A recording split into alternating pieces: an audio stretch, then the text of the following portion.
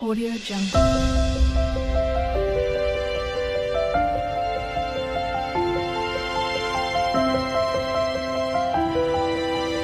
Audio Jungle.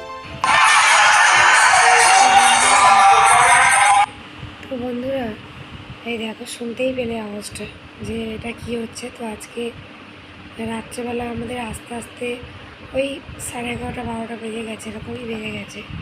তো দেখো এখানে দধি ভাণ্ড ভাঙলে তবে ভোগ কিন্তু বিতরণ করা হয় আমাদের। এটা এই নিয়মটা সবাইরই আছে, অনেক জায়গায়ই আছে যে আজকে তার মানে ভোগ তবেই ভাঙবে, এই দধি ভাণ্ডটা ভাঙতে হবে। উপরে মাথায় করে নিয়ে একজন নাচছে।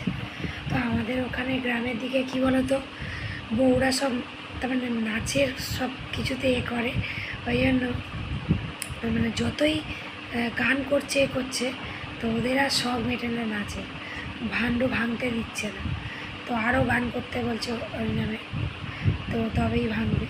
তো যাই হোক, দধি ভাণ্ড ভেঙে গেছে। আর ভেঙে যাওয়ার পরে তবেই কিন্তু আমি ভোগের লাইন পড়েছে। তো তবুও আমি বাড়ি চলে আসবো বলে আমার কাকাদের বলতে, আমার কাকা আবার তাড়াতাড়ি করে, যেহেতু আমাদের একদম আমার বাড়ির সামনেই, আমার বাপের বাড়ি একদম এই যে দেখছো না ফুল দিয়ে সাজানো আছে, তো ওর পিছন দিকটাই আমাদের একদম গেটের সামনে আমাদের বাড়ি ঘর। তো ওই জন্য আমার সব নিজেরই। তা আমি বলতে কিন্তু আমাকে ভোগটা তাড়াতাড়ি করে দিয়ে দিয়েছে। তা আমি আবার তাড়াতাড়ি করে বাড়ি চলে আসলাম। তো এই বছর তো মজা করতে একদমই পারিনি, আর আনন্দও কিছু করতে পারিনি। কী করবো বলো, কপাল খারাপ হলে যা হয়। আর এমনই কিছু কিছু কথা যা শেয়ার করতে পারি না। তো আর কিছু বলার নেই, বলতেই পারছি না তোমাদেরকে। তোমরা আশা করি বুঝতে পেরেছো যে আমার মনের অবস্থাটা কী। যাই হোক, আর আমার হাতটাও তো জানি না কি পাপ করেছি, জানি না আমার হাতটাও পুরো কী অবস্থা। যে দেখছে সবাই বলছে যে হাতটা কী অবস্থাভাবে পুড়েছে।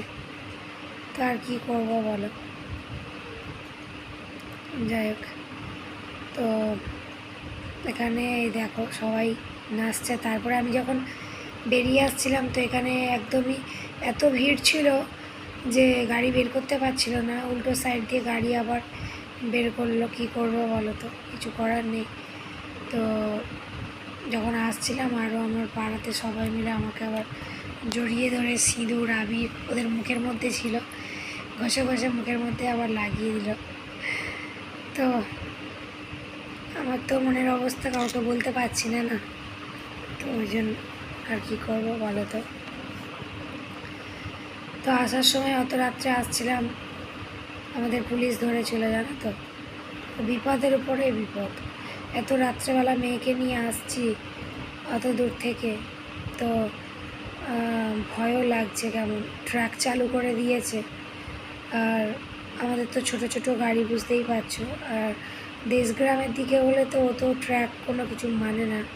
কলকাতা বলেই কিন্তু আমরা অনেক দিক দিয়ে বেঁচে গেছি।